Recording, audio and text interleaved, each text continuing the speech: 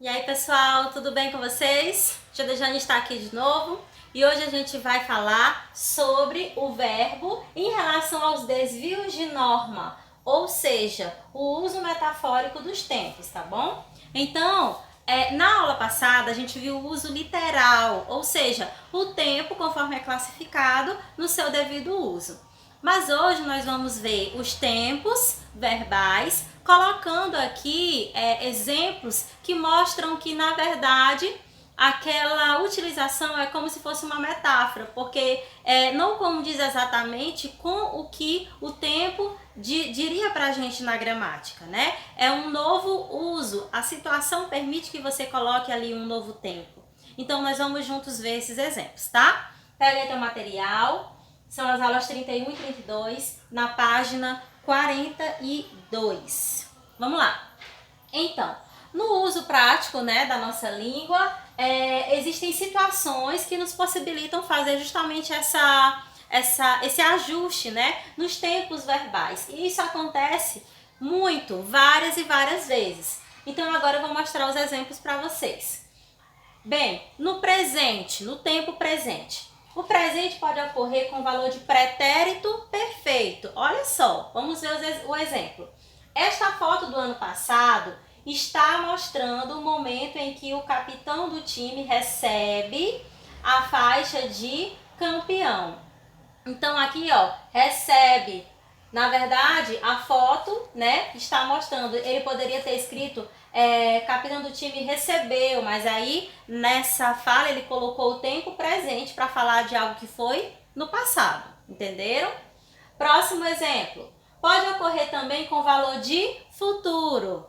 Passe aqui na semana que vem, aí a gente tem mais tempo. Então, nesse caso, o tem, né, está no presente, mas na verdade, se é para passar na semana que vem, deveria ser assim. E aí a gente terá mais tempo. Mas o uso aqui foi no presente, por isso que é um uso metafórico, certo? Uma observação para a gente lembrar. O presente pode indicar um processo costumeiro, contínuo, universal e que não indica um tempo preciso. Como assim, professor? Olha só, o ser humano nasce, cresce e morre. Aquela frase que a gente aprende lá em ciências, né? Então, aqui indica uma ação contínua, um processo costumeiro, um processo contínuo. E assim é utilizado o presente para mostrar esse exemplo. Agora vamos para o pretérito imperfeito. Olha só, o pretérito imperfeito pode ocorrer com o valor de futuro do pretérito. Como assim? Vamos ver o exemplo? Se aparecesse aqui um vendedor de guarda-chuva, eu comprava, né? Então, olha aqui, ó, eu comprava. E aí, a gente poderia, então, perceber, aqui é o pretérito imperfeito, mas, na verdade, poderia ser eu compraria, né? Então, a gente percebe aí esse ajuste. Pode também indicar uma ocorrência presente fictícia, ou seja, um faz de conta. Agora é outra história. Eu era a mãe, você a filhinha. Então a gente percebe aqui o uso do pretérito imperfeito. Ó. Eu era a mãe, você a filhinha. Mais um exemplo. Pretérito perfeito. Ele, no lugar do futuro, vai trazer um efeito para a gente de certeza de que a ação realmente vai se realizar. Olha só, nosso time já ganhou o título do ano que vem, tá? Então ele está dizendo assim, nós já ganhamos, tá tudo ok. Ou seja, é o pretérito perfeito no lugar do futuro. Então, na verdade, ele poderia falar, nosso time vai realmente ganhar. Mas não, ele está falando assim, não, já ganhou, tá tudo ok. Para indicar uma certeza, tá? E o mais que perfeito, olha só, pode ocorrer com o valor de futuro do pretérito ou com o valor de pretérito imperfeito do modo subjuntivo, que é aquele que indica dúvida. Por exemplo, mais fizera, que é igual a faria, se não fora, que é igual a fosse, ou tampouco o tempo que dispunha, tá? Pode ocorrer em orações optativas, que exprimem um desejo. Por exemplo, quem me dera encontrá-lo de novo, né? Então a gente percebe aí o valor do futuro do pretérito, tá bom? Mais um exemplo. Futuro do presente, que é aquele que indica uma certeza.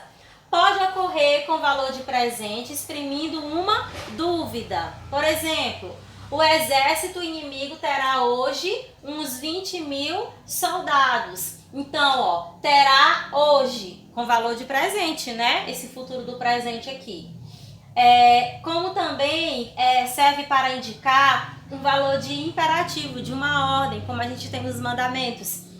Não levantarás falso testemunho. Então, a gente tem aí uma frase que está no futuro, mas que traz um valor de presente. Por isso que é uso metafórico dos tempos. Mais o futuro do pretérito, tá? Que é o nosso último exemplo aqui. Pode ocorrer com valor de presente, exprimindo modéstia ou cerimônia, que eu até já falei isso para vocês, né?